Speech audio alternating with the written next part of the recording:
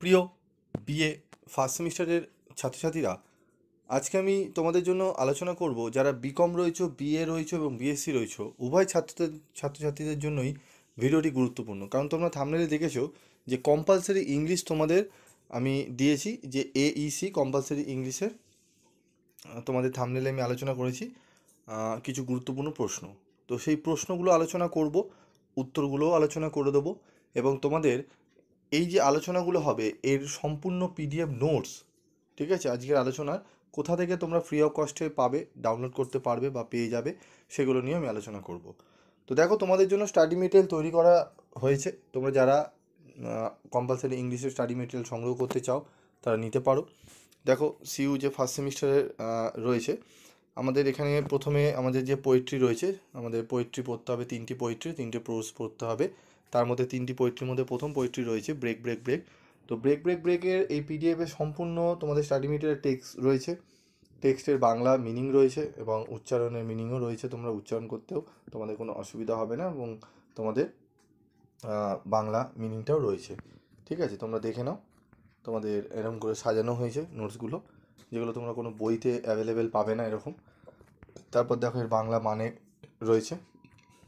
ঠিক আছে, ভেঙে যাও বলতে পারো অনেক সময়, থামো থামো থামো। ঠিক আছে, তো এইগুলো রয়েছে এখানে, এবং তোমাদের আজকে আলোচনা করব আমি গুরুত্বপূর্ণ কিছু প্রশ্ন নিয়ে। প্রশ্নগুলো দেখে নাও এবং এর পিডিএফ নোটস তোমরা কোথা থেকে পাবে সেগুলো আমি তোমাদের বলে দিচ্ছি। তো দেখো, multiple choice question with answer, তোমাদের 25টি প্রশ্ন 2 নম্বরের আসবে, 25টি অ্যান্সার করতে হবে এমসিকিউ বেসে। 25 দুগুণে 50, 50-এ তোমাদের পরীক্ষা হবে, 50-এ তোমাদের কিন্তু 15 নম্বর পেতে হবে। তো break break break is a, ঠিক আছে, ব্রেক ব্রেক ব্রেক হলো একটি কি, ঠিক আছে, এখানে দেওয়া রয়েছে, আমরা দেখে নেব উত্তরগুলো পরে। হোয়েন ওয়াজ ইট কম্পোস্ট, এটি কখন রচিত হয়েছিল, ঠিক আছে। How many stanza are in this poem, এই কবিতায় কয়টি স্তবক আছে, ঠিক আছে।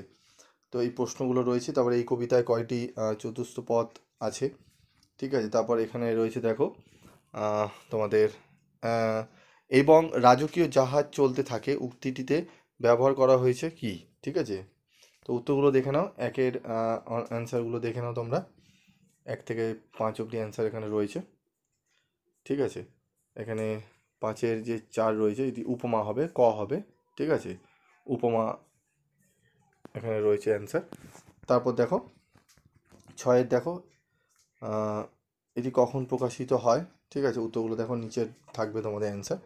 This poem is dedicated to, ঠিক আছে, এই কবিতাটি উৎসর্গ করা হয়েছে কাকে, রানী ভিক্টোরিয়াকে, যেমন কিটসকে, আথার হেনরি হ্যালামকে, ঠিক আছে, টেনিসনের প্রিয়তমাকে। উত্তরগুলো আমরা দেখে নেব পরে। উপসাগর তার নৌকায় কে গান গায়, ঠিক আছে। তারপর দেখো পরের প্রশ্ন, 9 নম্বর প্রশ্ন। এখানে অ্যান্সারগুলো পরপর দেওয়া রয়েছে। 6-এর অ্যান্সার দেখো, 7-এর, 8-এর, 9-এর অবধি অ্যান্সার দেওয়া রয়েছে, ঠিক আছে।